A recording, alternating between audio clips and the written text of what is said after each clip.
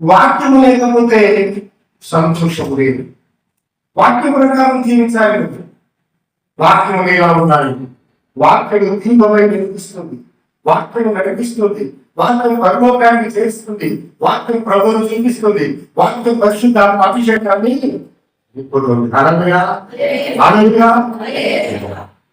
మొట్టమొదటిగా నీలో పరిశుద్ధత ఉండాలి. రెండవది నీలో వాక్యం ఉండాలి. మొదటిది. రెండవది, ఈ రెండు ఎప్పుడైతే నీ జీవితంలో, ఈ రెండు ఎప్పుడైతే నీ హృదయంలో, ఈ రెండింటిని ఎప్పుడైతే నువ్వు ఆచరిస్తావో అప్పుడు నీకు ఆనందం, అప్పుడు సంతోషం. ఈ లోకం ఆశల వైపు చూడవు. ఈ లోకంలో ఏది సంపాదించుకున్నా, ఏది కూర్చుకున్నా, ఏది నీ దగ్గర ఉన్నా కానీ అది ఎదుగు తృప్తినిచ్చేది ఏమిటయ్యా అంటే, సంతోషాన్ని ఇచ్చేది ఏమిటయ్యా అంటే, ఆనందాన్ని ఇచ్చేది ఏమిటయ్యా అంటే ఇలా పరిశుద్ధత, పరిశుద్ధాత్మ అభిషేకం.